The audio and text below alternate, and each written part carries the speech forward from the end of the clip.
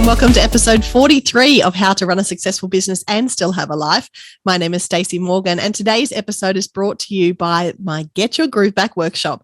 If you're feeling like I've been feeling, unmotivated, a bit stuck, a bit lacking in that, get up and go at the beginning of the year, then join me, because we're going to be talking about ways in which to really feel like yourself again, really feel like you've got the space and the time and the energy to do all the things in the world that you want to do, especially as we are kicking off, a great 2022. If you want to join me, it's happening on February 8th. You can register now at simplystaceymorgan.com. Episode 43, we are heading towards 1 year worth of episodes. Can you even believe that? I definitely can't. But it's really important, I think, during this time when everybody is feeling a little bit stretched, everybody is feeling a little bit just like this year wasn't what everybody thought it was going to be. If you're feeling that, know that I'm not the only one.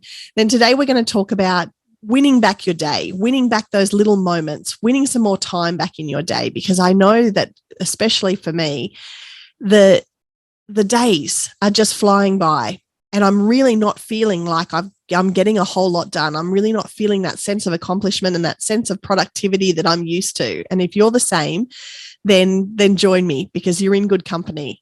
It's really, really easy to let time just kind of disappear, especially when we're busy, the kids are busy, everybody's schedules are packed, there's lots of stuff going on. And especially because we've had lots of things that have been rescheduled, right? There were things that were meant to happen in 2020 that got, kicked over to 2021, and perhaps they were cancelled again and postponed till now.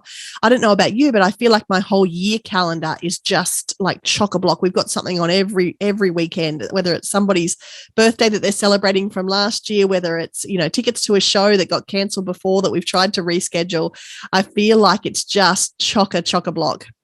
And so more than ever, it's really important to be able to carve out some time during your week, every week, to be able to take a breath, to be able to get some perspective, because otherwise life can feel like we're on a freight train. It can feel like we're on the train is moving, we can't get off, and it's just going 100 miles ahead of us. And that's a really, really unsteady feeling to have, especially if you're raising a family, and especially if you're going to be, someone that people are looking up to, whether you're a leader in your workplace, whether you're a leader within your business, whether you're just a leader within your family. And I say just, and it's not a small just, it's a big just, because that's a huge responsibility and a huge role. And so it's so incredibly important to be able to make sure that you are feeling like you're not being run over, like it's not all going too fast for you. So that's what I want to talk about today, because there are some times where I feel that as well, but I've been able to work on a few things over time that have really helped me kind of rein it in, have helped me rein in that feeling of just moving too fast and things going outside of my control. And so the first thing I would encourage you to do is to try and batch more in your world. Is there a way for you to be able to put time aside for you to batch the meals that you're cooking in your family? Is there a way for you to be able to put time aside to be able to batch the making of the lunches? That's the bane of my existence. And I've talked about it before on the podcast. I know I get to the end of the day, the kids are in bed, I finally think everything's done, and I go, I haven't made the lunches. I can't stand that. So is there a way for you to be batching that so that it's not something there's a massive arduous task? If you've already got the fruit prepped and the bickies done and, the things baked that you want to include in the lunches, and no judgment if you are taking those things out of the packet and putting them in the lunchbox. I'm certainly doing that myself. Then if that's something that you can do on a Sunday so that you've got a week's worth of that stuff ready to go, then absolutely do it. Is there a way that you can be thinking about what you're having for family dinners the week ahead? Are you meal planning? Whilst you think, I don't have time to meal plan, it actually frees up so much more time than you would ever imagine, because of the brain space that dinner holds in your head. I am so guilty of the last minute what's for dinner. And, I'm not just thinking about that at 5:30 when everybody's hungry and everybody's screaming and it's that witching hour and that, hideous time of the day. If you're thinking about that earlier, if you already know what's planned, and even better, if you've already cooked it and you're just reheating, Your future self will thank you for that organization, and the amount of time it will free up in your brain, the amount of space that it will free up in your brain for you to be able to think of other things, remember other things, to be able to, actually learn new things, take in new information, grow your knowledge base, have new innovative ideas for your business, because you're not thinking about what you're cooking for dinner at the end of the day or at the end of the week, then it's so much more rewarding. So thinking about what you can batch in your household first and foremost, to free up a little bit of time for yourself so that you can have a little bit extra breathing space at night after the kids have gone to bed. Perhaps that's the time that you want to pick up that book that you bought or that you got for Christmas but you haven't read yet, right? And then thinking about how you can bring that batching concept over into your workplace as well. Are you constantly thinking, what am I going to post on Instagram? What social media have I done this week? What needs doing, and are you kind of playing catch up all the time on the things that need to get done? There are things that happen in our businesses that happen regardless of what's going on and what's going on externally. They have to happen all the time. Payroll has to happen. Your social media has to happen. Your customer acquisition has to happen. Your customer retention has to happen. Are there things that happen within that, scope of things that can be done batch, that can be done all together? We send out birthday cards for our students at Port Macquarie Performing Arts. And so that is a massive task, obviously. And it would be even bigger if we did it every day. If every day I thought, whose birthday is it today? And went and checked the computer and then went and got the cards and then wrote out the cards and then put them in the envelope and then went to the post office each day and did that. Of course, we don't do it that way. No one's doing it that way. That doesn't make any sense. So we do ours monthly.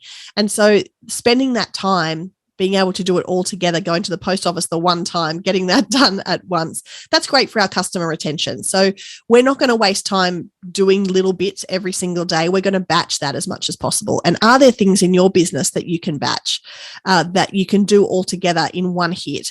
And things like writing business cards, that doesn't need to happen at 9 o'clock in the morning. That doesn't need to be like your prime brain thinking time. Sit down, okay, what big things am I going to tackle this morning? The birthday cards. That's not where we spend that time. The birthday cards are the thing that it's done, last thing in the last thing of the day, when we're sitting down in front of the TV with a glass of wine and watching reruns of Sex and the City. That's when the birthday cards get done.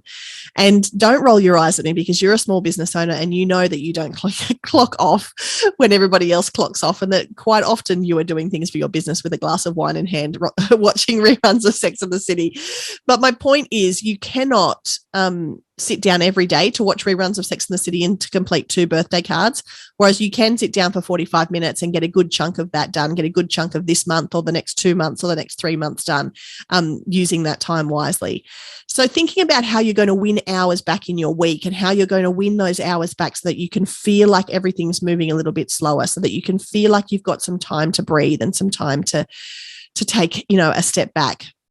It's so important to think about those things that you can do, that you can batch, whether it's for work or for home, and really starting to put in a system or a process that gets that done ahead of time, so that you're looking after your future self. Lorraine Murphy talks all the time about looking after your future self, and, future Stacey is going to appreciate it if she doesn't have to think about what's for dinner on a Thursday night. I don't know about you, but Thursday nights are my killer. I can get through Monday, Tuesday, Wednesday. There's structure to Monday, Tuesday, Wednesday. Thursday night, the kids have got activities late. I'm exhausted. Going through Red Rooster drive-through, if it's going to happen any night, it's going to happen on a Thursday. But you don't have to do that if you've batched it and if you've organised it the week before. So what can you do as part of your Sunday reset, or what can you do at the start of your week to be able to batch some things to make life easier for you and for your future self? I really want you to think about that in terms of winning back a little bit of your own time.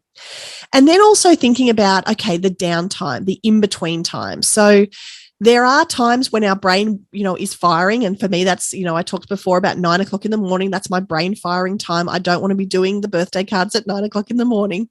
And so I also don't want to be taking phone calls and making phone calls at 9 o'clock. If that's my go time, if that's when I'm really going to be productive and get stuff done, I don't want to end up wrapped up in a conversation with somebody on the phone and talking about the weather and what's been going on. And I want to save that time for a little bit more downtime. I want to be able to do that when I'm in the car, picking up the kids, when I'm moving from one place to the other place.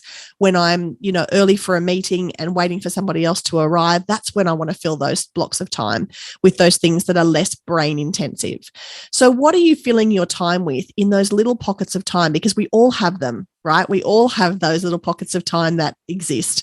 And I, like everybody else, am completely guilty of filling that time, especially at the moment when I'm, craving procrastination. I'm trying to put off things because I'm, feeling that lack of ambition and that lack of motivation. I'm spending it on Instagram. I'm spending it scrolling through Facebook. I'm spending it replying to messages. I'm not necessarily using the time as productively as I possibly can. I'm Googling things, answers to the kids' questions. I'm having a look at what Google is doing today for, how Google has a special thing each day that it does. And I'm going to go, oh, what's that? I'm on news.com.au and I'm clicking on clickbaity things that are, a complete waste of my time and I'm not interested in whatsoever. But they're things that are distracting me and taking away my attention. If you could add up those times in your week or in your day where you are distracted and you're just kind of doing those numbing type activities. And if you could do something productive with that time, if you could go outside and put your feet on the grass and look up and take a deep breath to kind of, bring you back to where you are and to the world you're in. If you could spend that time, checking in on your nan, checking in on your mum, doing something that actually aligns with your values and actually aligns with the kind of person that you want to be, rather than kind of wasting that time away, I think that is a really, really good use of your time as well. And I think we all have those pockets of time during the day that we can get lost in other things. So I encourage you in the next week or two to be very conscious of those pockets of time that you have, to bring yourself back to where you are, what you're doing, where your attention and focus should be, and to use that time that you have, those in-between moments while you're waiting for the water to boil, for the pasta that you're cooking for the kids, or while you're waiting for the kettle to boil for the cup of tea that you're making for yourself. Use those bits of time wisely. Don't necessarily spend them on your devices. Take a deep breath, have a look around you, ask the kids an interesting question. And I swear those little things, those little uses of your time will end up adding up to you not feeling like your life is a freight train and that you are just part of it and you are on board and you can't get off. You won't feel so overwhelmed. You won't feel like it's running away from you. You will feel like you can better manage the things that are going on in your world, and you will feel like yourself again, which I think so many of us are lacking at this time. Today's episode has been brought to you by, my Get Your Groove Back workshop. And so if you want to talk more about these little things that can help you feel like you are getting unstuck, so that you can feel like the noise is not so loud around you, you can quieten that noise, get unstuck, and really start to feel like yourself again, then join me for the Get Your Groove Back workshop. You can register now at simplystacymorgan.com. And if you attend live to the workshop itself, then you will go in the chance to win a poolside coaching session with me at this year's Simply Business Summit, which is going to be an awesome use of your time in June. In tropical North Queensland. I absolutely cannot wait.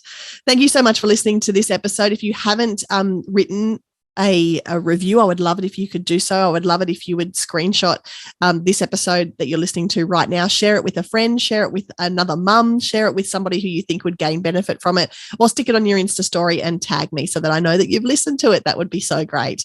Thank you so much for tuning in, and I will talk to you next week.